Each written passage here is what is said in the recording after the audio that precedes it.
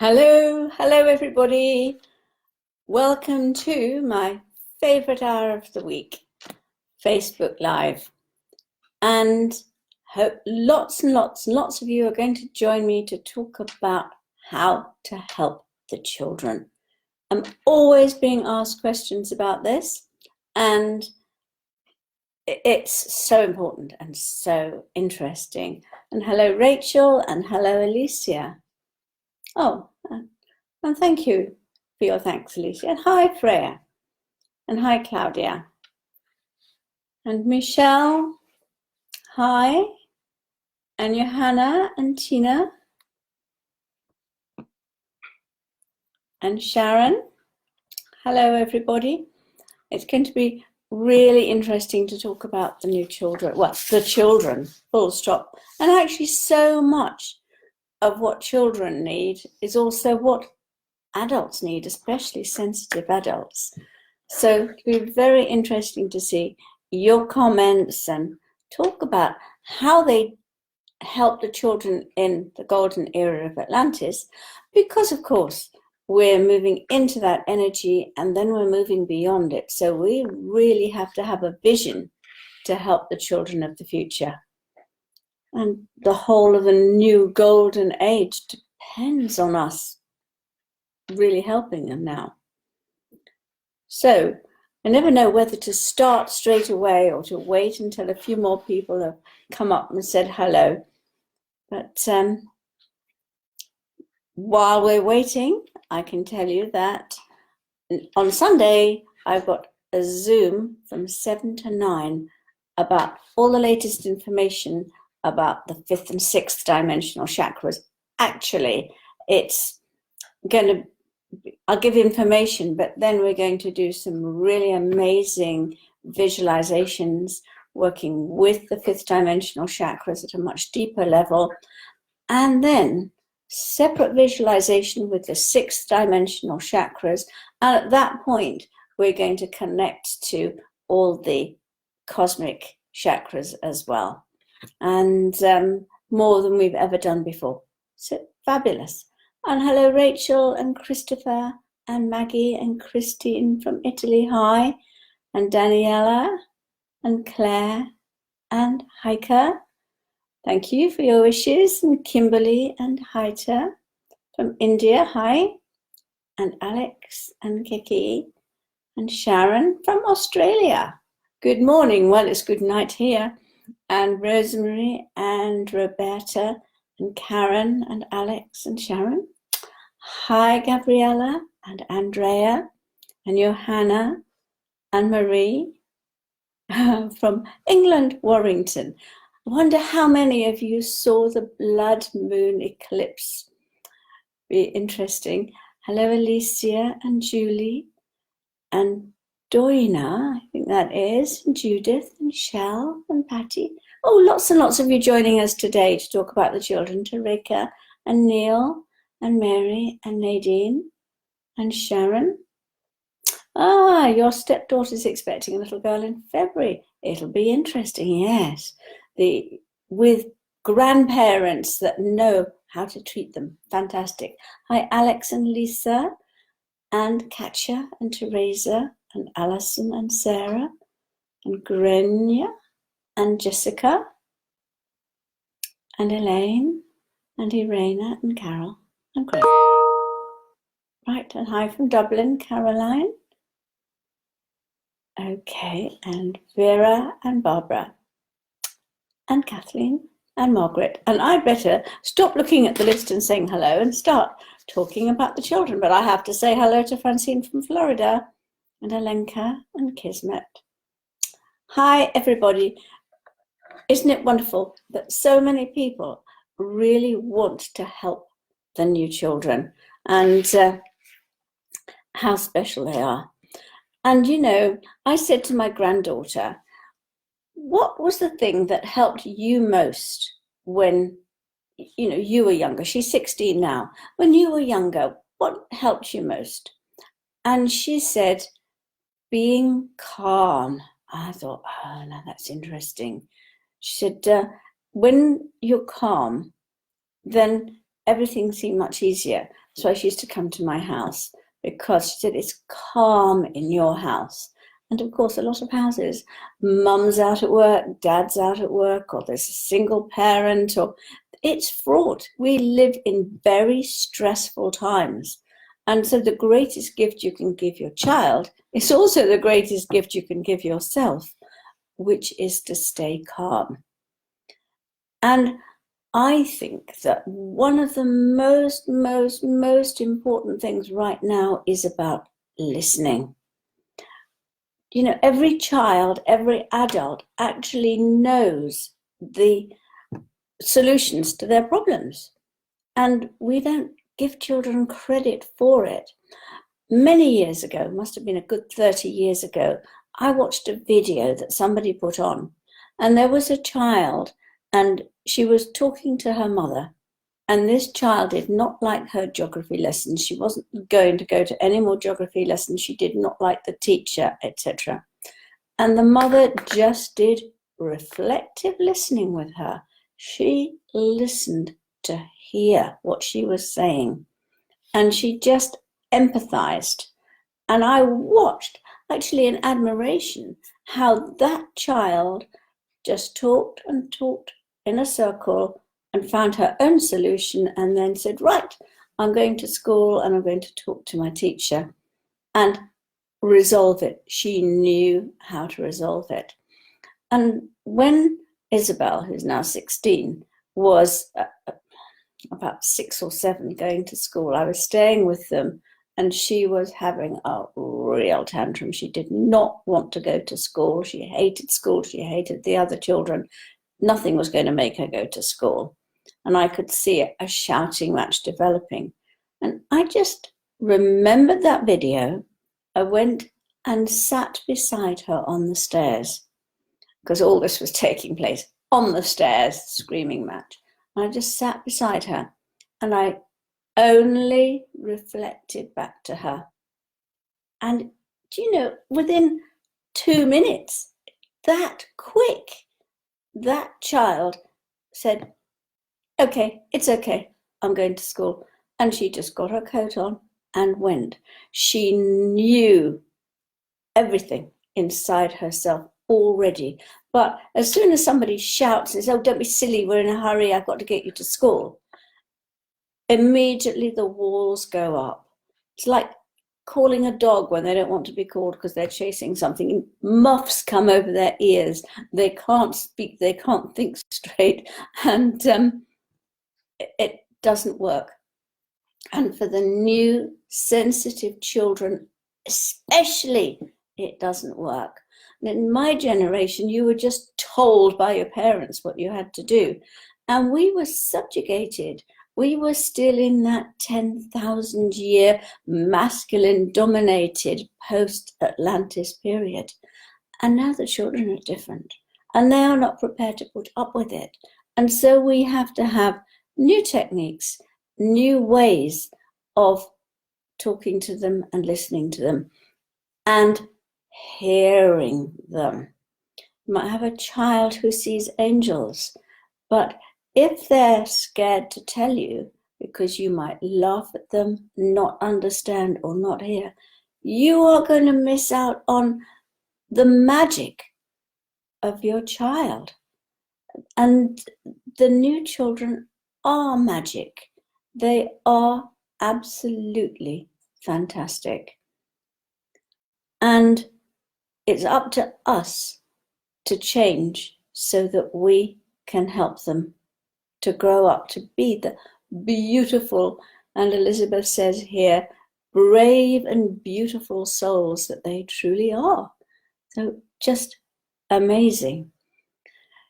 So let's talk a little bit about how they did it in Atlantis. Yeah, love our grandparents, says one. We've got people talking about the eclipse at the same time, and I'm so glad so many of you saw it. Oh, right, Rachel, you saw it. Your daughter woke up at 4 o'clock, so I saw the eclipse. Okay, they do have their use as children, don't they? And so you saw it. how fabulous. And you saw, oh, Hanny, you saw the blood moon in South Africa on your birthday morning. So expect magical changes. Oh, Jackie says, is the new Zoom covering? Oh, the new Zoom. Yes, on Sunday. Hopefully there'll be some things the same. Of course, the basics are the same, but there will be new, deeper meditations and taking the energy to a much higher level on Sunday. That's it. That's the aim and the intention of it. Okay, so these children coming in now have got amazing gifts and talents. They are extraordinary. And so in Atlantis, every child was taken to the priest who looked at their aura and saw what gifts and talents they had and helped to draw them out, discussed it with the parents. And we may not be able to do that. No. Hi, Heather. You've got the same birthday as me. Wow. Nice. Hi, twin. Nice to see you. We may not be able to do it psychically like they did, but we know what gifts our children have if we start talking, listening to them, start really watching them, start seeing what they're interested in. Then we can draw out their gifts. Now, in the olden days, the paradigm was that the son followed on and did what the father did, and the daughter had to get married and do X, Y, Z. And that's not the case anymore. Now children have to be free to do what their soul dictates. So if we listen to them and see what they're good at, if you're an accountant and your child is wonderful at music, help them develop their music. If you've always been a painter, a road builder, whatever, and you want your child to follow, you had a business in this, let it go and find out what your child. Oh, right, Claire says, spooky you should say about listening and helping people to find their own solutions. I was on training today and we went over the same thing. Absolutely. Everybody knows the answer, and the best way of getting it, them to help them to find it, adult or child, is just hear them. Just listen to them, and they find that. So, if your child has their soul gifts and talents drawn out, then they're going to grow up with a feeling of self-worth and confidence. They do what they do well, and they're allowed to do it and develop it. And wow, what a gift, what an amazing, fantastic gift that you can do what you're good at and bring it out. We won't have people working in soulless jobs. It's an interesting use of the word, isn't it? Soulless jobs. Jobs that do not satisfy their soul. That is not for the future. That's past. In the future, we must help the children do what satisfies their souls so they are full of confidence. They have that sense of self-worth, and they do well because they're enjoying themselves. They're loving it. And, oh, now, Deborah, how can we learn this reflective listening? There's lots and lots of books and things about it. I remember years ago reading a book, I think it was called something like How to Talk So Children Will Listen, and Listen So Children Will Talk, something like that. And I'm sure you can find it on the internet. And it was really, really good. It covers all the things that you need to do, and absolute common sense, and it works. And, you know, it is a learning, but reflective listening is about letting go of your ego, letting go of your desire to have your way. And the only thing you want is to here to understand what the other person said. If we all did this, there would be no wars. There would be only peace everywhere.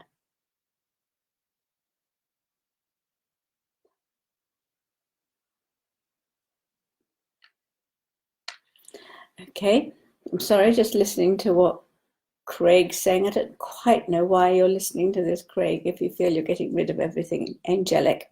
It's a shame, because angels are really beautiful, powerful energies.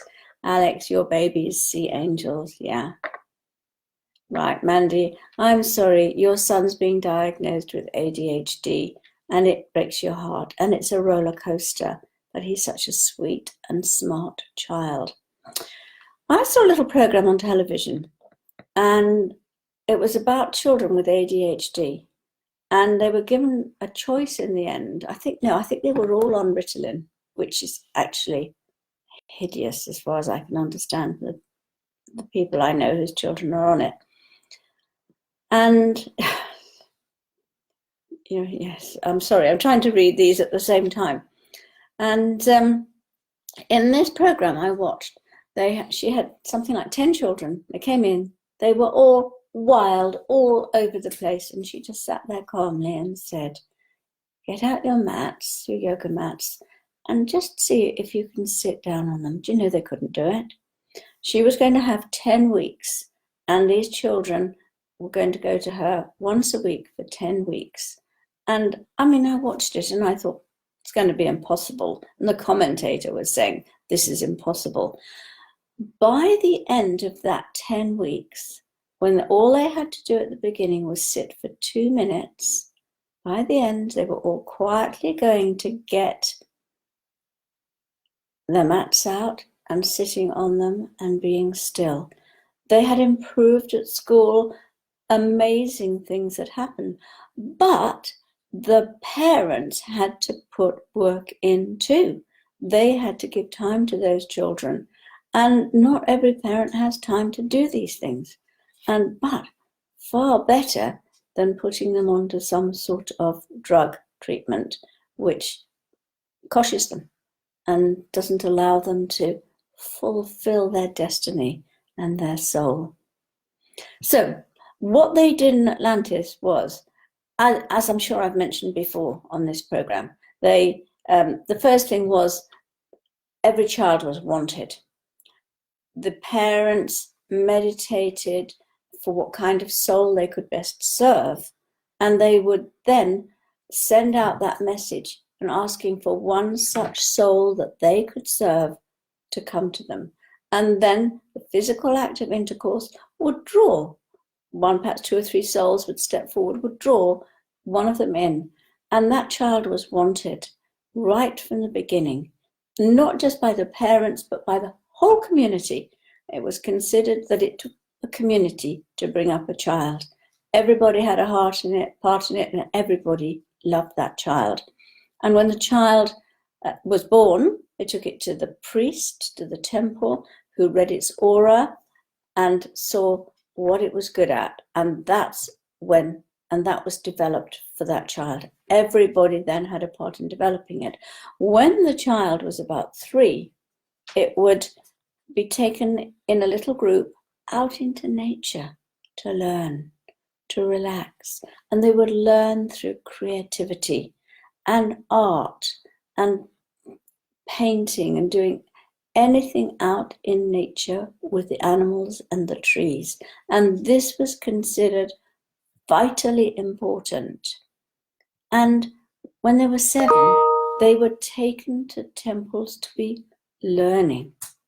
And the learning wasn't like we learn, but they started a process because they realized a child needed its childhood. And we seem to forget that children need to be children. My little grandchildren, they come home with homework. And Tanya, my son is autistic, so-called crystalline child, highly sensitive, 13, doesn't want to go to school. No, school wouldn't suit him because it's so loud. He's afraid of failing. He said, everyone's pushing me.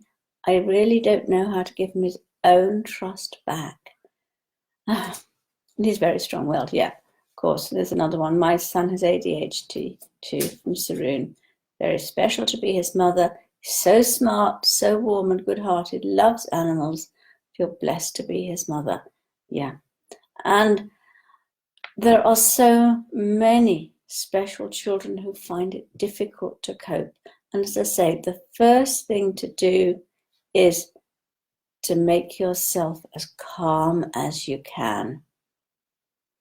Stephanie says, yeah, Rachel says Sophia seems to be affected by the moon. Classic of being sensitive. The moon is pouring in energies all the time. Stephanie, your 11-year-old daughter had her gifts come to the surface literally overnight. Thankfully, you understand what she's going through. Sorry, the rest of the comment is cut off at the moment. Yeah, I know an awful lot of parents are having really quite challenging time with their children. Oh, that was the end of it. Yeah. And yeah, Jennifer, what can I do for my son to make him feel special? Okay, I think that the most important thing is these children are very, very sensitive. They are picking up your thoughts and your energies. So absolutely firmly fix in your mind and your energies that you know that they're special. And they will pick that up. Doesn't matter what the rest of the world is telling them or doing out there. You know, the most important person is mother and father. And if you have that total belief in your energy field and you stay calm and you open your heart, then that is going to open your child up and help them to feel safe. And it's not easy when you've got a child who's very, very sensitive, very overactive, hyper, and different from other children, not liking school. Nobody says it's easy, but the best thing you can do is also stay grounded. I know I did this once before on this program, but I did it with two of my little grandchildren who were feeling ungrounded. Well, one of them was feeling very ungrounded. The other one wanted to be like her sister. And for the one that was ungrounded, I just held her hands and asked her to close her eyes. Now, of course, she's very sensitive. She picks everything up she sees and she senses. And I just asked her to put her roots down from her feet and picture a great big ball underneath her feet. And we know that the silver ball is her Earth Star chakra. And just imagine that this big ball under her feet was like a magnet. She said, yes, I can see it, I can feel it. And I said, just let that magnet pull you down into the earth till you feel comfortable. And she did it. She said, I can feel it. I feel as if I'm coming back down to the earth. And she found that really helpful. Such a simple thing to do. I then did it with her little sister who said she could feel it, but I'm not sure she could feel it as much as the others. Okay, Harjo, my friend's kids at times just go into anger. How can she help them? Not listening and just misbehaving. Well, how does she react? If the children are going into anger, sudden, quick anger, then they're probably getting it from her. If she is very stable and calm and centered, then the children are much less likely to go into the sudden anger. And where's it coming from? What's the fear underlying that anger? Now, anger is many things. It's always fear. It's control, but it's basically underneath it all is fear. If she can really listen without trying to judge and find out what that fear is, then she's got a chance of healing what's going on. But all the time we're judging. There's no way those children that are so sensitive are going to change. Oh, Claudia, happy birthday. That's nice. Thank you for joining us on your birthday. Right. And keeping the house cleansed. Now, children that are very sensitive pick up all the energies. Now, does dad come home or mum come home from work carrying all the energy from their office or their workplace? And the children sense it. And people bring it right into their home. And the child then has to absorb that energy, and it might be negative energy, it might be quite dark, and pass it through their systems. And so if you cleanse yourself before you come in through the door, and even cleanse your child before they come in after school, that can help hugely. Haida says, today Arya connected with his spirit guide Jackie, who looked like a wizard, and he said he was the son of Merlin. Don't know how much to believe. Do you know, it doesn't matter. Just listen to your son, honor it. It's his truth, and just honor it. And I mean, I've got a little granddaughter, because I've got 4 granddaughters and a grandson. And one of them, she comes home and she tells all sorts of tales, which subsequently proved not to be true. But at that moment, she's young. They are her reality. And listen to it. And you know, he might be absolutely right. The number of people that used to say to me that they tried telling their parents about the angels that they saw, and one woman actually said, my parents tried to get me committed. They thought I was insane because I saw the angels. And she made the mistake of telling them at that time. Now, isn't that awful that it's a mistake to tell your parents something that is a really important part of your life? So don't. Alphidia, yes, you're a forest school leader, and we help the children through the play they choose. There's got to be more and more of that. I think that there are more forest schools seem to be opening. I get that impression anyway. I know I live near a farm, and there are always groups of children being taken there and doing things with the looking for mice, looking in the streams for the animals and things. And this is so important, learning in that way. We've kind of got it wrong. Unicorns are coming in now en masse. They are helping the children. I mean, they're doing lots of other things as well, but they are very close to children. They are really helping them. And so helping your child to connect with a unicorn is something that really helps them. Now, the other day, I saw a child drop her toy from her pram, and her mother picked it up and said, oh, here's your unicorn, you dropped it. And I thought, wow, at that moment, there was this flash of white light. And the fact that she'd said unicorn connected it. The child was connected for a moment to her unicorn. And this wave of unicorn energy is coming in so powerfully. And every time you talk about it, it helps the child. Tell us about the traditional educational system. It's very strict, and how we can support our parents. Yeah, who are still going through the old way of being being taught in this very strict system. Oh, yes. Your grandson suffers from anxiety to the point that he's physically sick. Grounding, cleansing the home, holding in your consciousness that he's going to be okay, that he's special. You know, very often they're reflecting our own anxiety that we've learned to cope with and hide. And they're very sensitive. They pick up all this energy And sorry, I'm trying to read another question.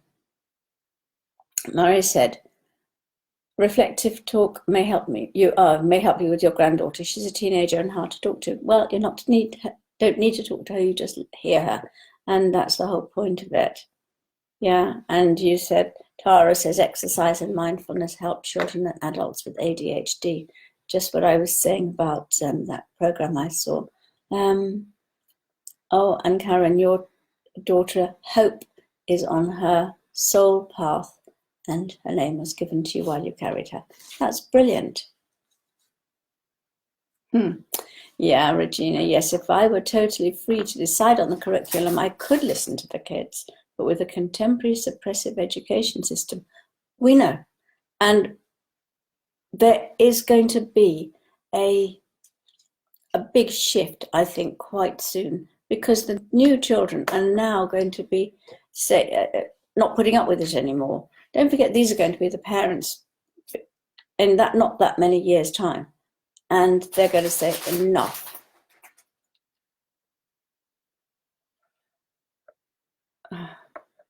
Yeah, Melissa, your child is 8 and he needs an education.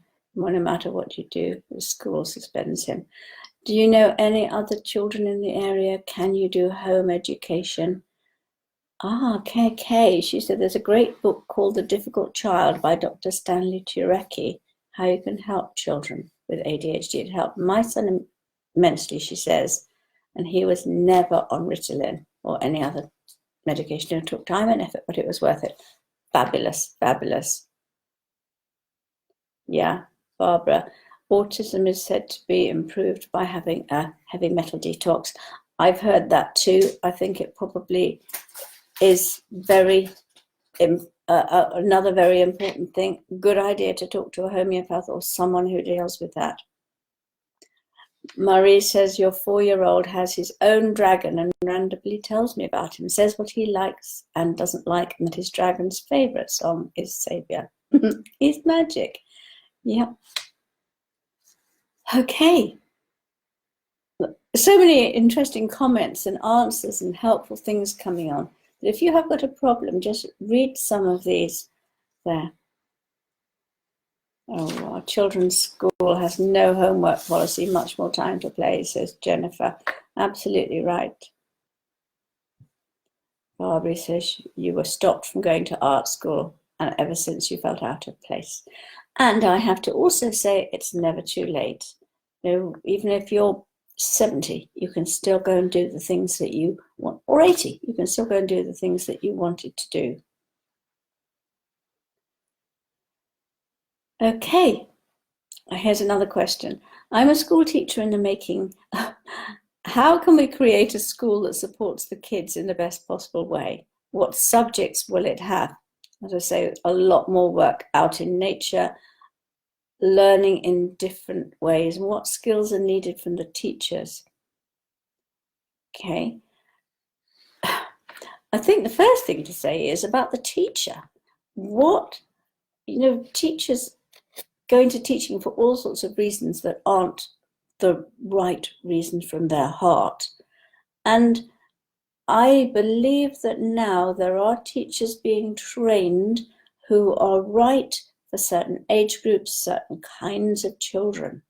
And if you can decide what is the right teaching for you to do, then that's part of it. And then being really enthusiastic about your subjects. Enthusiasm means entheos, with God. And so it's teaching in that divine way. Children are going to start to be taught about consideration for others. I mean, that's a really, really important thing to teach them. Should, of course, happen in schools, should happen everywhere. But if it has to be taught as a stepping stone between here and where we're all going to be, then that's a subject that is more important than all the maths and science in the world. And then, of course, finding out what the gifts and talents of each child is and enhancing it, making that grow so those children are happy.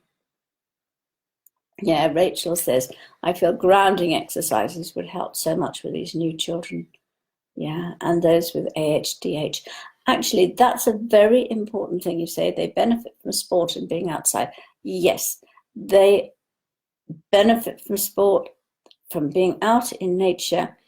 And I understand that about 20 years ago, the astrologers were aware that huge numbers of very high frequency, very active children were coming in.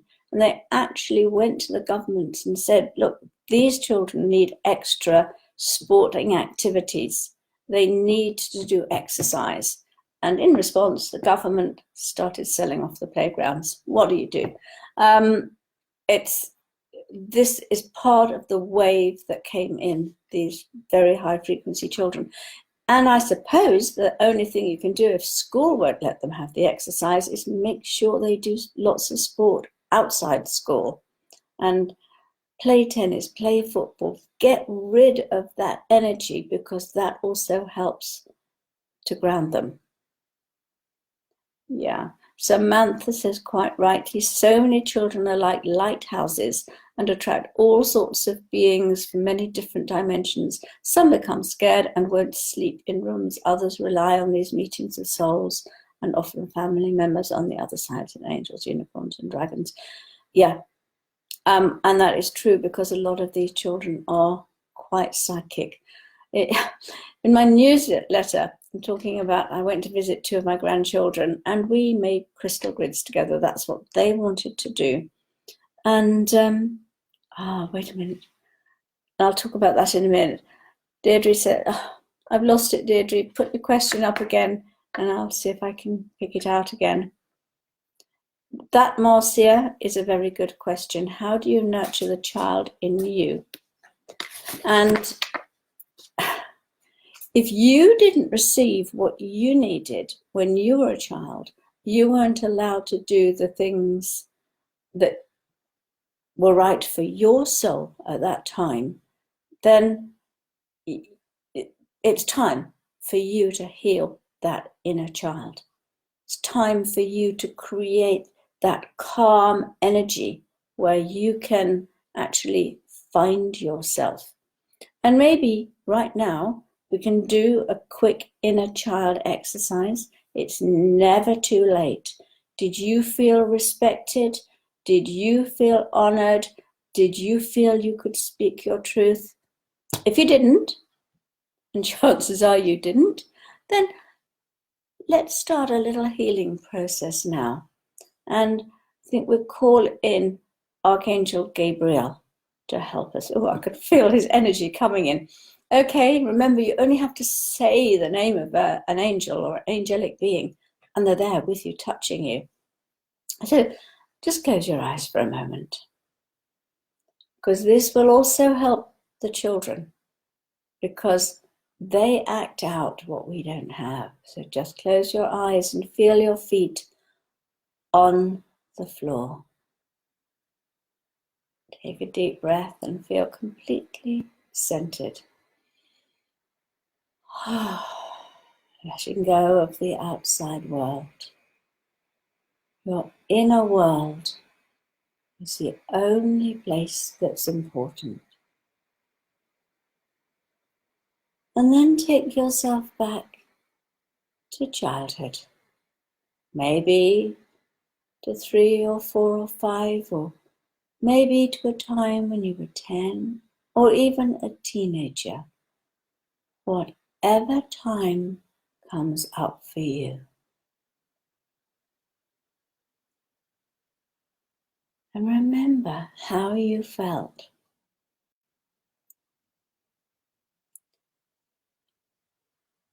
And just sit down with your inner child now. Just see how amazing that child is.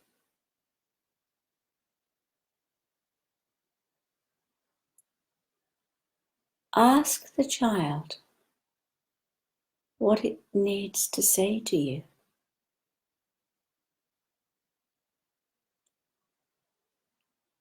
Try to understand it.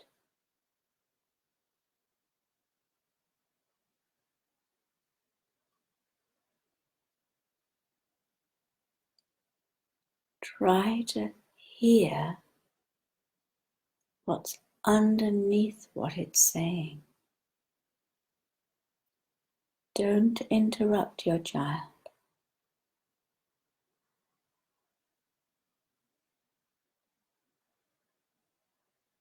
If it needs to say more, just perhaps say a key word to bring out more from the inner child.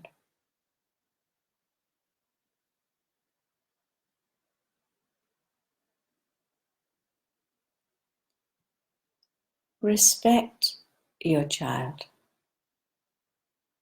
Honor it.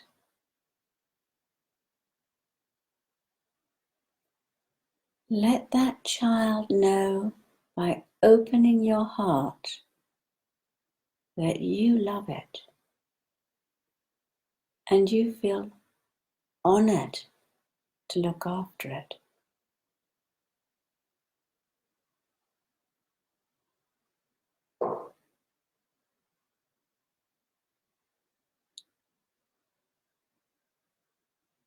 And then thank your inner child for anything it shared with you. Let it know that you will always listen to it and hear it.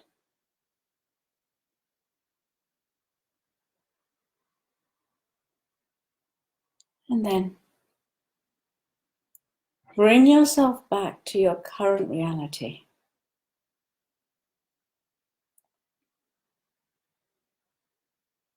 And remember that your child is alive within you, and every time you put yourself down, every time you don't listen to yourself, every time you say to yourself, don't be silly,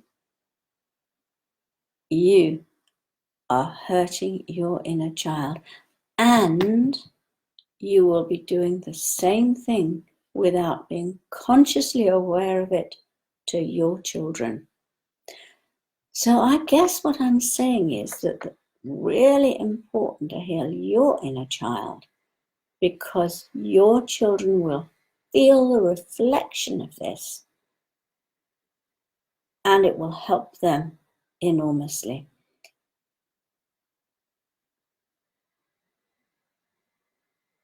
Give me your feedback. Let me know how that felt.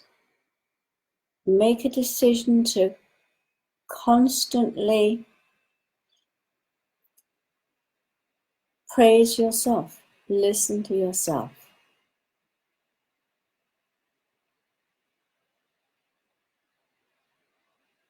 Well, Marie, the reason there are so many unicorn toys and bags and clothing in the stores is because the unicorns are coming in a wave and touching people, making them thought. Yeah, absolutely, Rachel. Children mirror us, as do our animals. Well, our animals are here to teach us, so are our children, but they all mirror. Ah, lovely, Haita. Your granddaughter has, or daughter has her own unicorn cards. I think that's another thing. Do you know, I've got children's cards. Love them, and they are fabulous for children. Remember this woman who had foster children, and she said she started sending them every day to school with one of these cards, and she said it made a lot of difference. See? If anyone hurts you, tell a grown-up and ask your angel to help you. Say to yourself, my angel is with me. Another one, be kind to someone today and your angel will bring something good for you too. And each time you laugh, your angel claps its hands with pleasure. They're lovely. Very fond of those. And I think they are very good for children. And she said that it made a lot of difference. Okay. Any advice for children that are challenged, for example? Yeah. How can you help children? Challenge? Well, as somebody just said, cards are really helpful. Unicorn cards are very, very helpful too, because the unicorns, they touch the child, they heal the child, they help the child.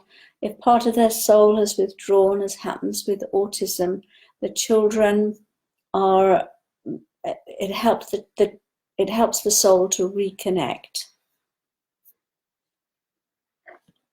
Yeah, Tara, there's a connection between having ADHD and being an empath. I'm sure there is, which is why the cleansing, the grounding, the making their aura strong by giving them confidence is really, really helpful.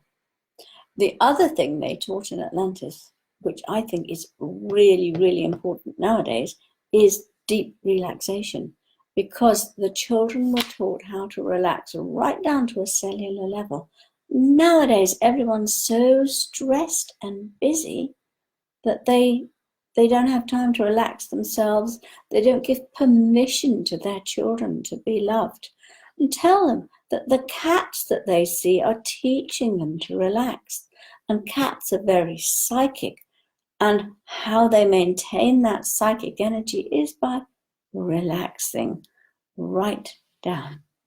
Sony, thank you, Diana. My inner child is in gratitude. Never been listened to before. Absolutely, Sony. We are so put down as children, and that we don't listen to our inner child because we're so used to telling ourselves off. Oh, your Elke, your inner child was screaming that no one will ever hurt her physically. Right. And so you now have promised her that, and you must keep your promise to your inner child, because that's really, really important part of your consciousness. And if your inner child can trust you, then things will shift for you. Okay, Jennifer gave you insight into your patterning, yeah. And Claudine, you felt a shift in your throat center. Yeah, because perhaps for the first time you were able to speak your truth to yourself. You know, we deny to ourselves because we've never been able to do it. And this will reflect on our children. You know, so often we blame our children for misbehaving, and actually our inner child is screaming out. And if we could just listen to our inner child and help it, our own child would reflect that back to us. Linda, your inner child told you to play. So do it. Go out and have some fun. Decide what makes you have fun and laugh, and do it. Alison, I made my 7-year-old inner child a daisy chain, put it around her neck. She loved it. Of course, that's pure, innocent joy. And that's lovely. Oh, here's another couple of questions that came in before. I'm Letitia, and we met at the Angel Summit in Bristol. Hi, Letitia, if you're on. I actually wonder if the current work that I do, reading fairy tales to children and families with all my heart and my passion for life, can really help them tune into their heart and potential. I love doing this work, and in divine timing, I will share mindfulness games with other children in a new place of work. Any suggestions or guidance from the angels? Yeah. Okay, well, fairy tales contain coded messages. But which is why they're so powerful, but what the angels said was, make up your own stories. And the angels will make sure that the right children come to you to hear them. And that's the next step for you. Never. Oh, 2 dogs came to you, Christina, from your childhood, one from your childhood and one from a vision, and you ran through the field. Oh, you're setting yourself free. That sounds absolutely fabulous. Okay. Oh, time for this one, yes. Big hello from Hamburg, from Karen. Came to a seminar in November. I work with disabled children in a special needs school. Many of them have old souls. I can feel that sometimes. Do you have any special advice or information for me? Let me just tell you a story. Again, I think I've told this story before. It was about a year or more ago. I went to visit a teenage girl. She must have been about 14. She was in a wheelchair. She couldn't speak. She was very handicapped. She couldn't really move her hands without them shaking. But her parents had a book, and she could point to letters or symbols or pictures so that you could communicate with her. And one of the reasons she wanted to see me was that she saw angels and she'd just seen a unicorn. And I was able to talk to her about the angels and the unicorn, and how if you connect with the unicorns, and obviously a unicorn had connected with her because she saw it, you can send out blessings, unicorn blessings to people. The unicorns will use you to touch people and help them. And you know, this child, she lit up and she said she just wanted to be useful. Now, can you imagine? There she was, trapped in a wheelchair, not able to speak or communicate normally, but she now knew that she could do something useful. And I think a lot of disabled and handicapped children, are you allowed to use that word? They want to actually do something. They're old souls. They're here to heal. They're here to dispense wisdom. They're here to hold the energies steady. But very often they need someone to explain, to tell them. And so tell them about their guardian angels, tell them about their unicorns and dragons. And you find that that will really help them, I think, anyway. Now, and has another question came in from Sarah. I'm a mum of 4 sensitive children, and I work as both a school dinner lady and a play worker in an after-school club.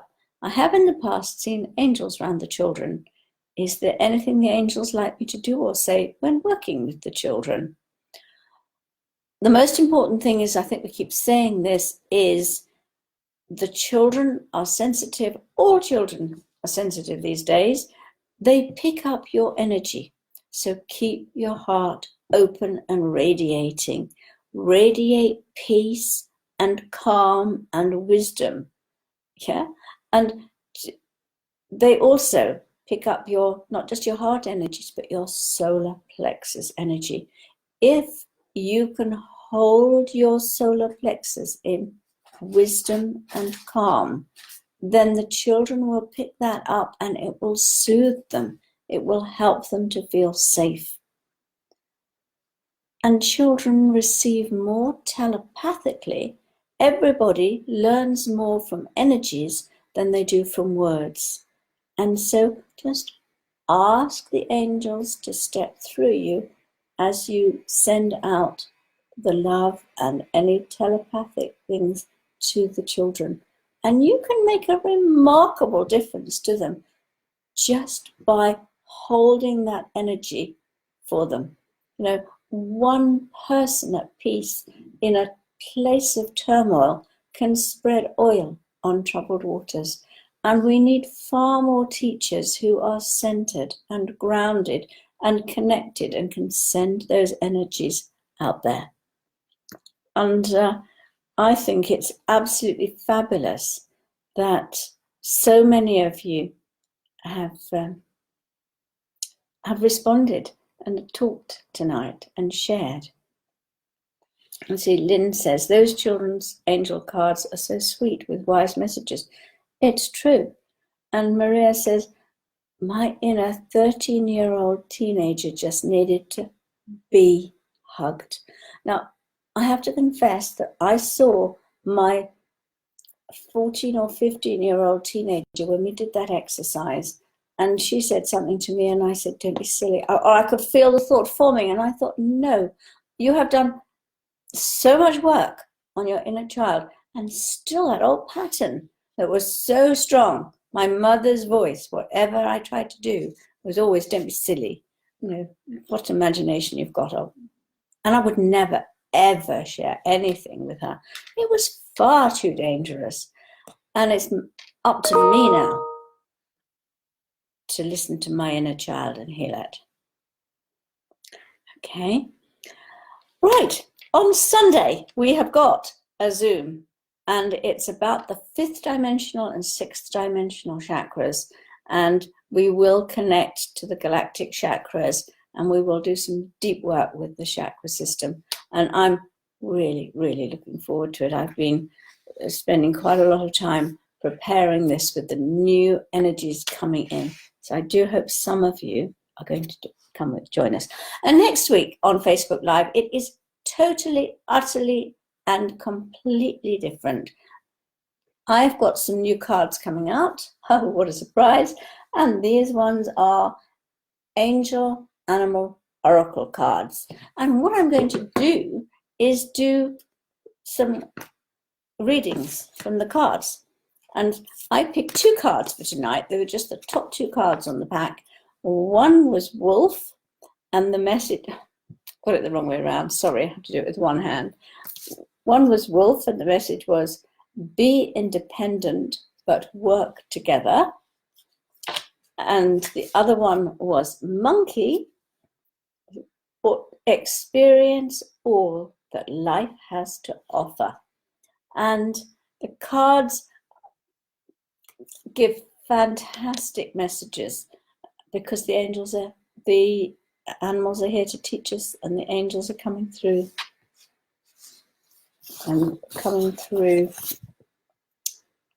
the animals and connecting with us too. And so I've got 2 more Zooms coming up. One on Wednesday, the 13th of February, and that's about Archangel Gabriel. And one on the 3rd of March on a Sunday, and that's a 2-hour one, and that's unicorns. Thank you everybody for joining us. It's been so lovely again, as ever. And I love to read your comments, and I do try and reply to as many of them as I can after the session. But I think we've got a lot tonight. And I look forward to seeing a lot of you next week on Facebook Live next Wednesday, or this Sunday on the Zoom. Lots of love to everybody. Bye-bye.